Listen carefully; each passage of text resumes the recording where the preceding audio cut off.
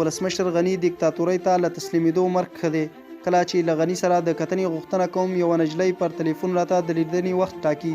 د افغانستان ولسمشر محمد اشرف غني لومړی مرستیال جنرال عبدالرشید دوستم د سې شنبې په ورځ د ولسمشر غني سختې نیوکې وکړي او ګواښنه یې وکړه که ولسمشر خپل چلند بدلون رانولي نو پایلې به یې د افغانستان لپاره ښې نه وي. جنرال دوستم د پارلمان یو شمېر وکیلانو ته وینا کې وویل ولسمشر غني دیکتاتورۍ ته د تسلیمېدو مرګ غوره بولي. ښاغلي دوستم وویل دی د ولسمشر غني ترڅنګ د یو مټ په څیر ولاړ و خو هغه د خپلو سراکارانو خبرې ومنلې او د افغانستان اوسنی وضعیت ته یې راوست.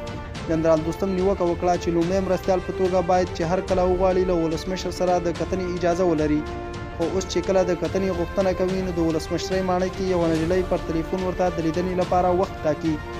نوموړي د کندوز وروستۍ پیښې ته په اشارې سره وویل دې خبري اندېښمن کړی دی چې د ولسي خلکو پر ضد ټانکونه راایستل کېږي او خلکو په قنداغونو وهل کېږي. جنرال دوستم ویلي دي که ولسمشر غني خپل چلند بدل نه کړي نو وضعیت به د ډاکټر نجیب تر وخت هم بدتر شي.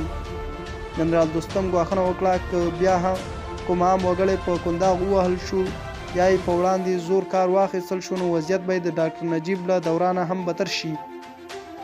جنرال دوستم ولسمشر غني ته په اشارې وویل موږ په دې نشنلیتي چلونو پوهیږو که ته هم فکر کوي چې په دې کارونو کې به موږ وځپې نو بیا هم درته وایم که په خپل تابوت په خپله میخ ټک وهې.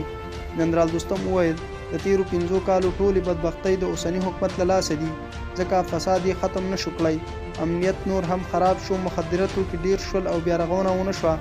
جنرال دوستم د تیرو ولسمشریزو ټاکنو پایلو پر سر روانو ناندریو ته هم اشاره وکړه. نوموړي وویل اوس هر څوک پوهیږي چې اشرف غني په دې ټاکنو کې درغلي کړې ده.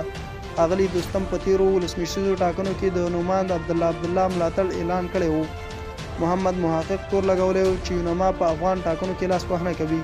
ښاغلي عبدالله یو بل ملاتړی او د اجرایي ریاست دویم مرستیال حاجي محمد محقق هم د سې شنبې په ورځ د افغانستان کې د ملګرو ملتونو په مرستندویه ماموریت یا یونما نیوکه وکړه چې د ټاکنو په بهیر کې لاس وهنه کوي.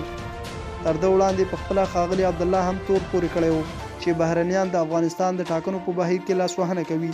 جنرال عبدالرشید دوستم په 2014 کې د ولسمشریزو ټاکنو کې د ولسمشر محمد اشرف غني لومړی مرستیال و او له څه مودې لپاره یې په عادي ډول خپله دنده ترسره کړه خو له یو شمېر خپلمنځي جنجالونو او محمد ایشچي د جنسي ځورونې په قضیه کې له تورنېدو وروسته جنرال دوستم د څه مودې لپاره ترکیه ته ولاړ.